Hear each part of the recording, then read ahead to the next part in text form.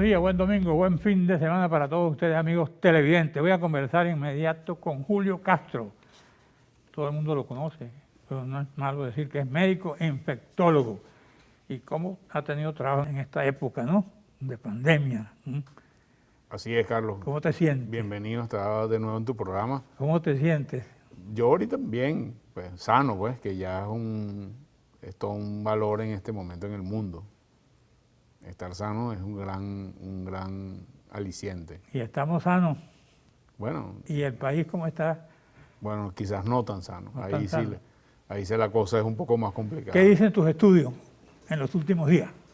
En relación a COVID, estamos probablemente entrando en la tercera onda pandémica en Venezuela, dado los datos oficiales, estoy hablando, ¿no? Los datos del Ministerio de Salud, que ha habido un aumento en los últimos 4 semanas sostenido, y la presencia, por datos del Ministerio de Salud también, de la variante Delta en la región metropolitana de Caracas, en el área capital y en el área centro, donde aproximadamente la mitad de las transmisiones son por variante Delta, y eso probablemente prediga que variante Delta va a tomar el control de la transmisión en el país, y eso predice también que va a haber un aumento de la transmisión de casos en las próximas semanas, que es lo que pasaba en todo el mundo, que cuando la variante Delta llegó a Estados Unidos, fueron la explicación de la tercera onda pandémica, lo mismo en Europa y en Sudamérica. ¿En qué consiste esta variante Delta y de dónde viene? La variante Delta se originó en la India, ¿ok? Pero al igual que otras variantes, no tiene nada que ver con la geografía, no tiene que ver con el país. Hay variante Mu, que es colombiana, y la variante Gamma, que es brasilera. Las variantes se producen en el momento que hay un aumento de la transmisión acelerada, o sea, hay muchas personas transmitiendo la enfermedad y hay mucho virus circulante. Es el momento ideal para el cual se produce una alteración de la estructura genética del virus, y es lo que llamamos variante o lo que sería una mutación. ¿Todas las variantes son mortales? No todas En realidad, hasta ahora no ha habido variantes más mortales que otras, hasta el momento. Ha habido variantes más transmisibles, que es diferente. Okay. ¿La gente muere por la variante o por las complicaciones que tiene adentro? Por ambas, no. ¿okay? La gente muere por el virus, ¿okay? Claro. Tú te puedes morir de COVID por diferentes razones. Te puedes morir durante la infección aguda, es decir, en el momento agudo de la infección se producen una serie de alteraciones en órganos como el riñón, el pulmón, el cerebro, el corazón, que pueden llevar a la muerte. Se pueden producir complicaciones tardías o posteriores a que ya no tengas el virus. Ya el virus no está en tu cuerpo, pero tienes fibrosis pulmonar, puedes tener insuficiencia renal, puedes tener insuficiencia cardíaca, y esas son complicaciones asociadas al virus. Casualmente falleció Colin Powell, una persona muy poderosa en los Estados Unidos.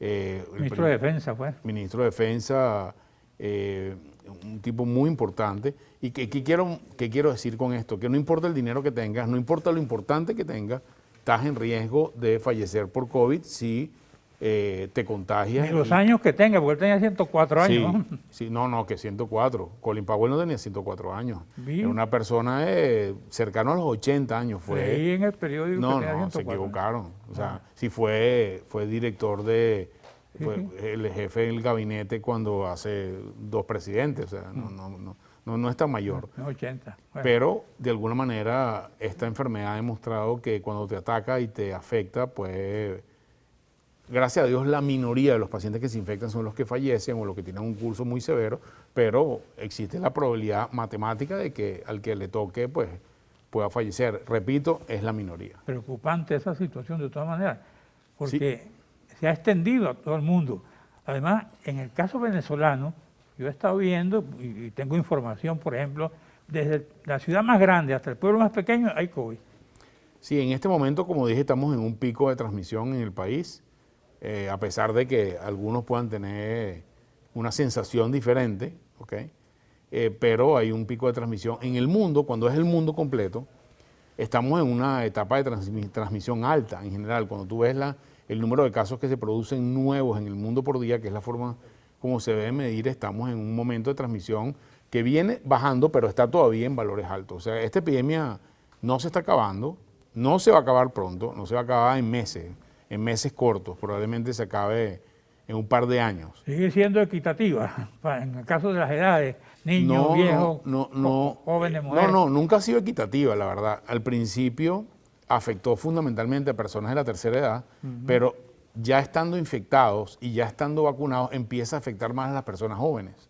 Entonces, quizás estamos viendo en este momento en el mundo entero una proporción de personas afectadas, de personas jóvenes y niños, que no veíamos durante las primeras 2 ondas pandémicas. Entonces, se empieza a mover la epidemia hacia otros grupos de población, que bien sea porque eran de menos riesgo antes, o bien sea porque la proporción de ellos no están todos vacunados, empieza a golpear esos grupos de edad que anteriormente no tenían. ¿La vacuna es la solución? La vacuna es una de las soluciones. Aquí, como todas las cosas complejas en la humanidad, no se resuelve con una cosa, lamentablemente.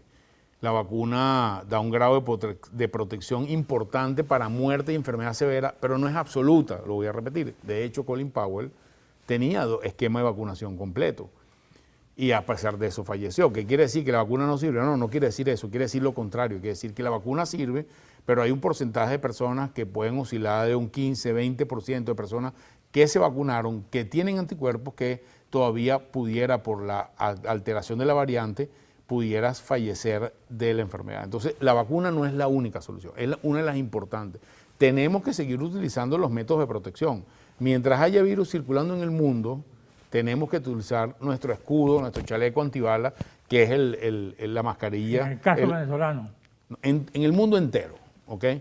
En países donde la tasa de vacunación llegó a un grado suficientemente alto para saber que hay protección y la transmisión es suficientemente baja, en esos países puedes empezar a quitar las medidas como el uso del tapaboca. Pero yo creo que aún en esos países, estoy hablando de Europa, Estados Unidos, en lo que vuelva a aumentar el número de casos o haya otro brote o otra onda pandémica, van a volver a utilizar el uso de la mascarilla de nuevo. Aquí estoy leyendo un periódico, dice, cuando el presidente Maduro dice, levanta la cuarentena en noviembre y diciembre, ¿qué nos ofrece eso? ¿Qué beneficio o qué perjuicio? Vamos, receso, te doy la pregunta.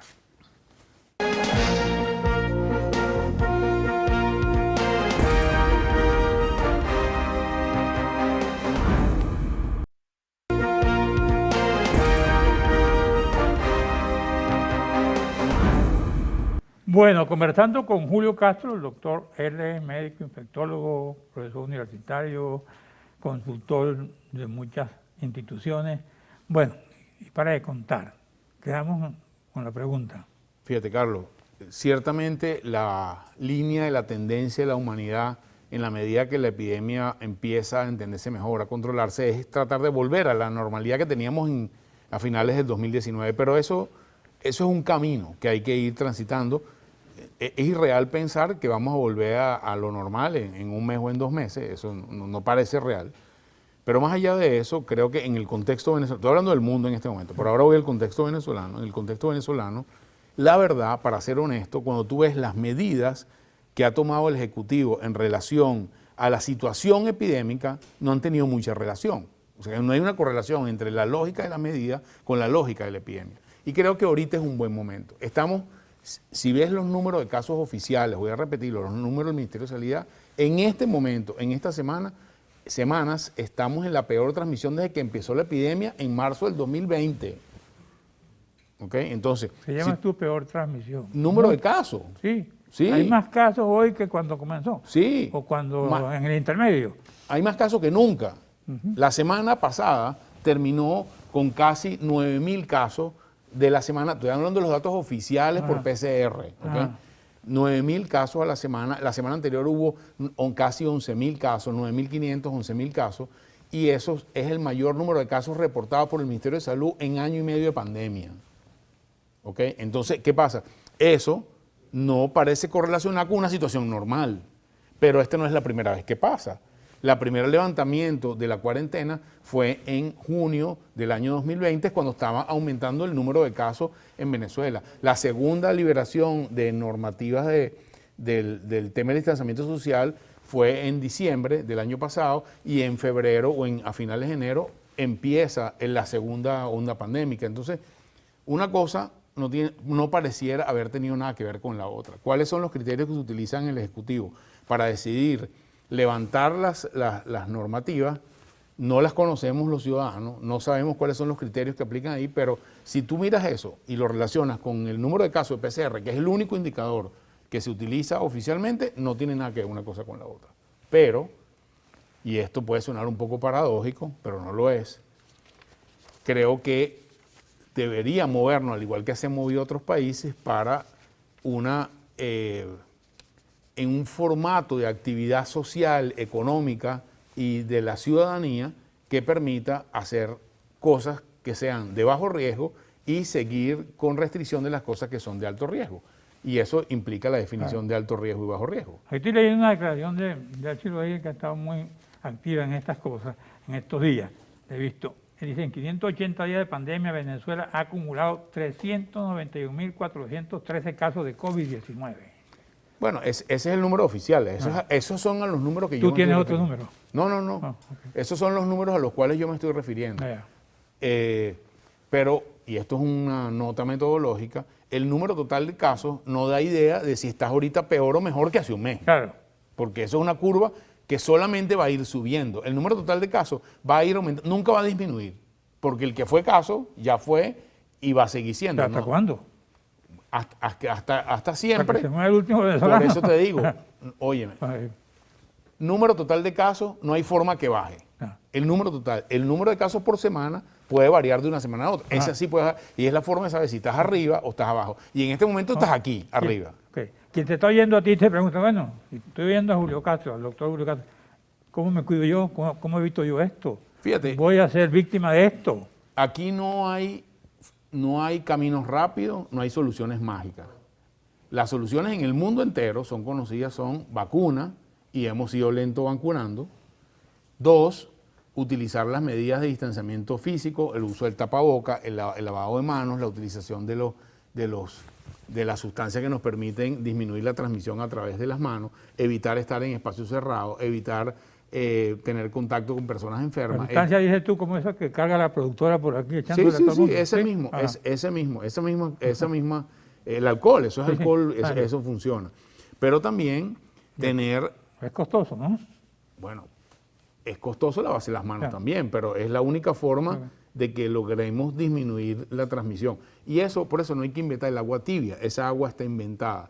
Donde hay que inventar el agua tibia es cómo se organizan las sociedades para poder tener algún grado de actividad económica, educativa, social, cultural, deportiva, etcétera, etcétera, tratando de favorecer actividades de bajo riesgo y evitando las actividades de alto riesgo, que son las que han ido abriéndose en el mundo. Entonces, meterse en un gimnasio, 50 personas, hacer bailoterapia en un sitio cerrado, no es una buena conseja en este momento. Ahora, caminar en el parque con tu pareja, al aire libre, con tapaboca, son dos actividades físicas o actividades deportivas, pero una es de alto riesgo y otra es de bajo riesgo. Y son situaciones completamente diferentes. Y a una discoteca, 400 muchachos durante toda la noche, en un sitio cerrado, no es una actividad de bajo riesgo, es una actividad de alto riesgo.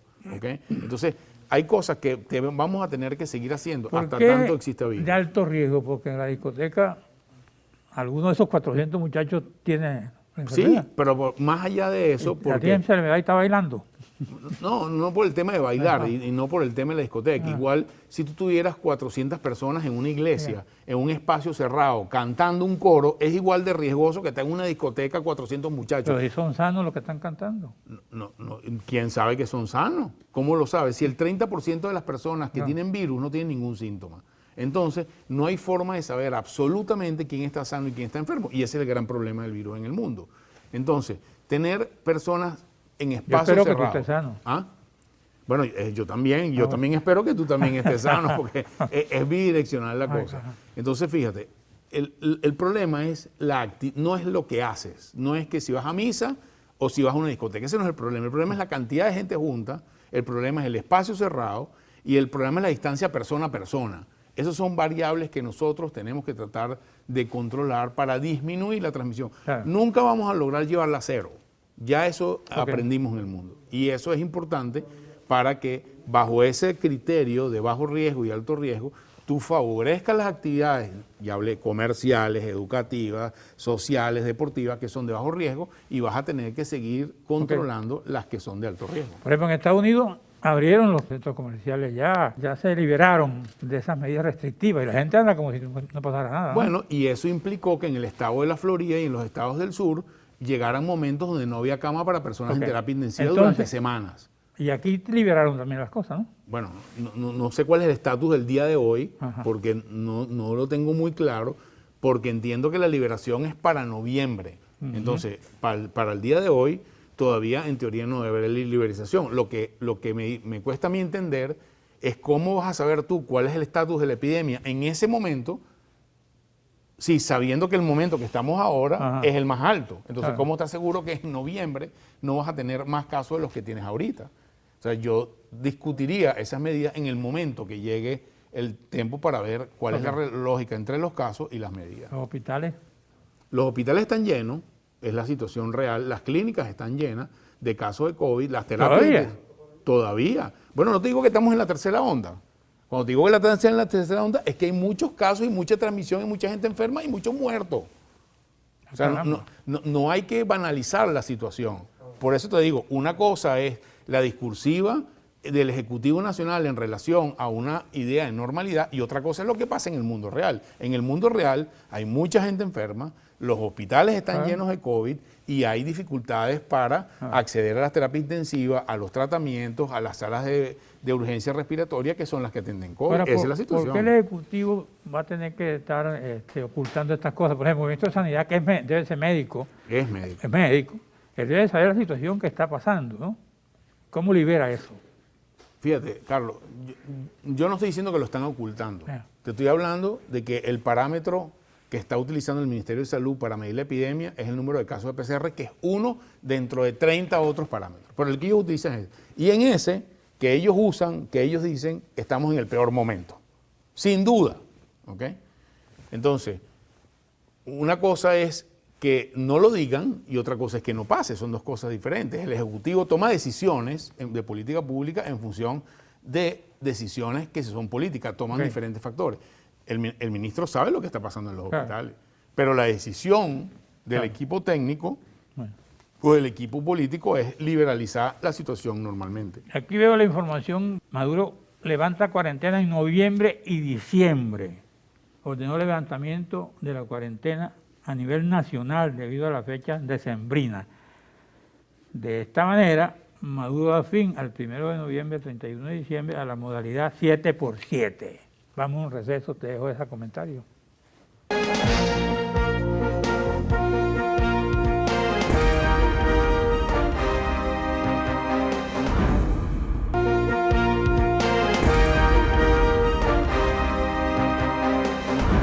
Aquí hay temas que me pasó la productora. Maduro levanta la cuarentena en noviembre y diciembre. Luego dice: el Ejecutivo Nacional ratifica aplicación del semáforo por la salud y acceso a sitio a partir del 1 de noviembre.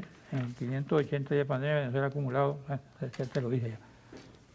Coméntame. Fíjate, Carlos. Tienes todo el espacio para decirlo. Los estados, los gobiernos, las administraciones tienen diferentes herramientas o han utilizado diferentes herramientas para tratar de controlar, mitigar la pandemia o de alguna manera disminuir el impacto o tratar de llegar a la vía normal que todavía no la tenemos. Dentro de eso hay diferentes estrategias. Una de ellas, este tema de los semáforos, que no es nada nuevo, ¿okay? Se utiliza en Australia, se utiliza en el Reino Unido, se utiliza en otras partes, como herramienta, dentro de otras herramientas, no es una mala herramienta. Lo voy a poner en castellano, porque los gringos hablan mucho en negativo y los castellanos hablamos en positivo. Es una buena herramienta. El problema en Venezuela es que para que esa herramienta funcione, tienes que tener un registro de personas vacunadas, que yo asumo que no existe, porque hasta el momento yo no he visto ningún vocero del sector salud que diga: estamos vacunando 452.327 pacientes por día, o por semana, o por año, o tanto porcentaje de tal edad están vacunados, o por estado, o por municipio. Eso no existe, esa data no existe, ¿ok? O por lo menos no es pública, o no se conoce. No sabemos cuántas vacunas han llegado en el país, no sabemos cuántas vacunas han colocado en total, en números reales, no declaraciones de prensa, números que podamos integrar los sectores académicos y científicos para entender la situación. Entonces, si tú no tienes un registro de vacunados y si tú no tienes un registro nacionalizado de los resultados de PCR en el país porque no están nacionalizados, no es verdad, ¿ok? Es decir, el PCR que hace el laboratorio A en las Mercedes no está dentro de la lista de los reportes de PCR por día. El laboratorio que hace el laboratorio B en Maracay tampoco está en la lista de los PCR por día. El PCR por día solamente representa los resultados de PCR del Instituto Nacional de Higiene, del IBIC y algunos de sus laboratorios conexos que están en Táchira, etcétera, etcétera, y que reportan al sistema. Entonces, si no hay una base de datos de personas positivas y si no hay una base de datos de los vacunados, ¿cómo va a funcionar el semáforo? El semáforo tiene que funcionar con alguna data, pero entonces no es un problema de la herramienta, es un problema de la aplicabilidad de la herramienta. Entonces, no estamos en contra de la herramienta, estamos en contra de que se le diga a la gente una cosa que está haciendo en base a algo que no existe en este momento. En donde yo trabajo, y lo mismo pasa en los hospitales del área metropolitana, el Ministerio de Salud tiene por lo menos 2 meses que no toma muestra de PCR. Entonces, esos pacientes no están registrados. Estamos hablando de cientos de pacientes. Entonces, cuando tienes eso que no está registrado, ¿contra qué vas a comparar tú el semáforo para decir si entras o no entras al restaurante? Porque en teoría el semáforo se tiene que poner rojo para que la persona que tiene un PCR positivo salió positivo hace una semana. Entonces usted claramente no puede ir por un restaurante. Entonces para ti ahorita no podemos ir al restaurante. No, yo no estoy diciendo eso, Carlos. Lo que estoy diciendo es que el sistema tiene una información que no es capaz de decir lo que tiene que decir. Una persona que está infectada no puede ir por un restaurante. Claramente no puede hacerlo, o no debe hacerlo. Pero el problema es cómo detecta el fulano semáforo que la persona está positiva, está negativa, está vacunado o no está vacunado. Entonces, no es el tema del instrumento, es el tema de la aplicabilidad. Y creo que en la medida que al ciudadano en Venezuela no se le hable claro sobre cuáles son los determinantes para decidir levantar la cuarentena o no levantar la cuarentena, levantar el 7x7 o no levantar el 7x7, o que los datos de un semáforo vienen de tal o cual información, la gente está en la inopia aquí para saber cuáles son los criterios que se utilizan para tomar esa decisión de política pública, porque es una decisión muy importante de política pública. Eso es nuestro punto. Si nosotros tuviéramos claro, como pasa en otros países, mira, tú estamos en semáforo amarillo en la ciudad tal porque hay tantas transmisiones, tantos casos ocupados, las terapias intensivas están ocupadas, y eso es transparente para todo el mundo, y sabemos cómo tenemos que pasar verde, o cuándo vamos a pasar verde, porque es cuando baja el determinado número de pacientes. Bueno, todos entendemos cuál es la norma, cuáles son las reglas del juego. El problema es que aquí, desde hace año y medio, nunca esas reglas han estado claras para nadie. Porque el único criterio que tenemos es los resultados de PCR por día. No sabemos cuántos PCR se hacen en total, solamente tenemos el número de PCR positivos, pero el porcentaje, que no es ningún secreto de Estado, o sea, ese no es el número de cuenta del Banco Central de Venezuela. El porcentaje, que es el número de personas positivas, sobre el total de PCR que se hacen, ese porcentaje es un segundo criterio en monitoreo de la epidemia. Nunca lo hemos tenido. Entonces, mucho menos puedes saber cuántas personas están positivas en el país al día de hoy de verdad. Creo que tenemos que avanzar hacia soluciones consensuadas porque a todos nos hace bien que haya una campaña electoral lo más segura posible, que inicien las clases lo más seguro posible, que la actividad comercial vuelva y la actividad de la dinámica económica del país vuelva o intente caminar hacia lo más seguro posible, entendiendo que no va a ser posible que volvamos a una situación normal en lo que se acaba, antes de que se acabe el año. O sea, quien tiene esa fantasía, que se baje de esa nube, porque vamos a seguir teniendo virus de COVID por mucho tiempo. Es un tema biológico. Yo no quiero ser profeta del desastre. Alarmista. Bueno, pero es que el virus va a seguir estando allí, por razones obvias biológicas para nosotros. Tienes componentes de personas que no se han vacunado, tienes que los niños que no se han vacunado, el virus está circulando en el mundo entero, hay aparición de variantes, todas esas cosas hacen que es claro y es obvio que el virus va a seguir circulando de una forma importante durante por lo menos 2 años más. Aquí dice que las vacunas de refuerzo llegarán a principios de 2022. ¿De dónde vienen esas vacunas? ¿De Rusia? ¿De Cuba? ¿De dónde vienen? Bueno, de varias fuentes donde han llegado hasta ahora, de China. Bueno, nombraron que Johnson & Johnson, lo cual sería bueno, porque Venezuela recibió vacunas de COVAX, que es una estrategia mundial, ha recibido vacunas del gobierno chino, ha recibido vacunas del gobierno ruso.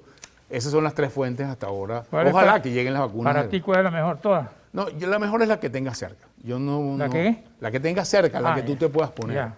¿Ok? Y la que tenga acceso a los ciudadanos. Esa es la mejor en cualquier momento. Entonces, sí creo que tenemos que mejorar el tema de la disponibilidad de vacunas para los ciudadanos, aumentar el porcentaje de vacunación lo más rápido que se pueda, seguir con las medidas de distanciamiento y tratar de entender la estructuración de la ciudadanía, cómo se hace en función de unas cosas que son de alto riesgo y unas que son de bajo Y aquí no riesgo. estaban vacunando en algunos sitios de Caracas. ¿Cómo? No estaban vacunando. Sí, están vacunando, A ver. pero eso no es suficiente.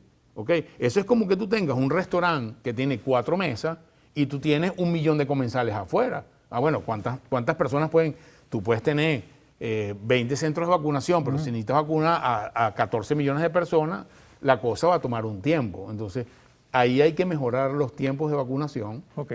para llegar mientras más rápido, mejor a la mayor cantidad de personas Bien. vacunadas posible.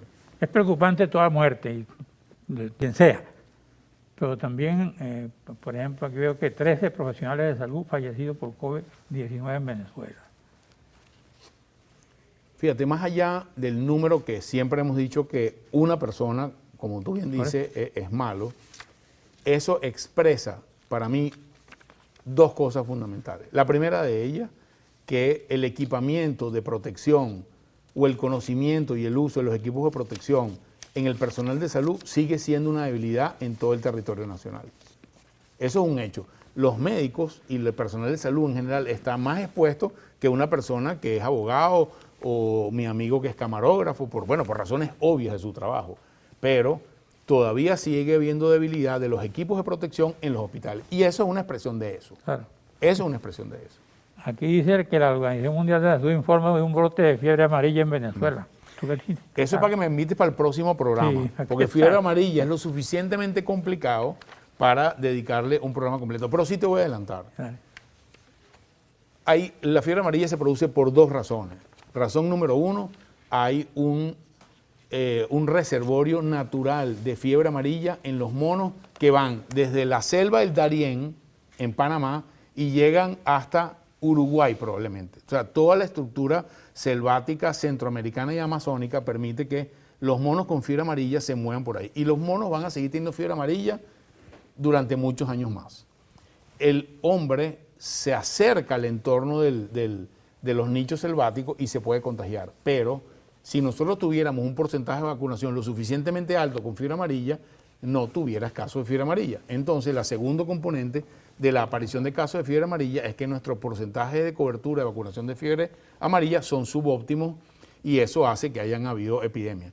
No sabemos cuántos casos exactamente hay porque tampoco lo han dicho. La información la dio la Organización Mundial de la Salud, pero el Ejecutivo Nacional no ha dicho nada sobre ese particular, que es bueno que lo digan, por cierto, porque no hay boletín epidemiológico.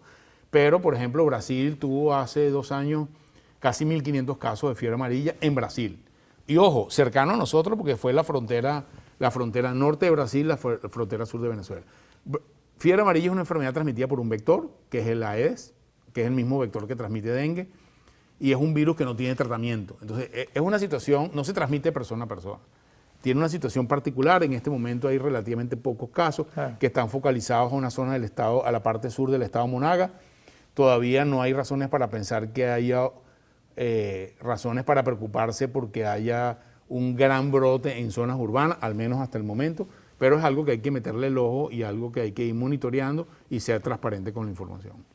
Aquí leo yo que el presidente de Salvador, Nicolás Maduro, esto lo dice que habla Voz de América, anunció el viernes pasado que sobre la base del avance de la vacunación en el país estaban preparando semáforos de acceso a algunos lugares públicos. ¿Cómo es eso, los semáforos en lugares públicos? Hay tantos aparatos para medir eso. Fíjate, es más que un semáforo. Aquí dice la vicepresidenta del Ciro Diego, era encargada de explicar la idea. Sí. En la puerta del establecimiento estará una persona con un teléfono inteligente, con un sistema operativo Android y aplicación BQR, con el que se revisará el número de cédula del visitante, dijo al mismo tiempo el evento transmitido por el canal BTV. Eso fue lo que explicamos en el otro núcleo. Ajá. En base a tu condición de vacunado o de haber tenido un PCR positivo recientemente, tú vas a tener una situación de que no puedes entrar, de que estás en observación o que estás verde. El problema no es el semáforo, El problema es la información que nutre el semáforo. Y la información en Venezuela, así como no hay reporte de los casos de fiebre amarilla, tampoco hay centralización de todos los resultados de PCR del país, ¿ok? Porque ya expliqué, el que se hace un PCR en el laboratorio C, que no reporta los resultados del laboratorio al Sistema Nacional, no va a salir en el semáforo como rojo, sino como verde. Y ese es el problema, no es el semáforo, es la data que alimenta el semáforo. Estamos terminando el programa. 3 consejos para tu gente. Seguir utilizando tapabocas, seguir evitando las actividades de alto riesgo, espacios cerrados, multitudes de personas, contacto con personas enfermas. Vacúnese, vacúnese, vacúnese. Y prepárese para tener su actividad comercial, su actividad de trabajo, su actividad educativa o su actividad familiar. Meta en la fórmula que el dengue, el COVID va a estar con nosotros un buen tiempo más. Todavía no están vacunando en las clínicas privadas, no hay vacunas. No, y se debe mantener, insisto, la vacunación en los centros públicos. El Ministerio de Salud es quien tiene el deber y la responsabilidad de la estructura de vacunación y debe mantenerse así. Creo que es la mejor forma. Vacunaciones delivery, Claro. en casa, hechas personalizadas, no son buenas. El mecanismo de vacunación, la cadena de frío y toda la custodia del proceso de vacunación es un acto que tiene que hacerse con responsabilidad. ¿Cómo cuidar a los niños y a los ancianos de un solo viaje? Bueno, de la misma forma que nos hemos venido cuidando durante año y medio. Eso es lo más importante. No hay formas nuevas de cuidar a los niños. La forma de cuidarnos es usar el tapabocas, no estar en sitios cerrados, etcétera, etcétera. Gracias, Julio Castro, Gracias a ti, médico infectólogo. Gracias a ustedes, amigos televidentes. Nos veremos aquí el próximo domingo a esta misma hora.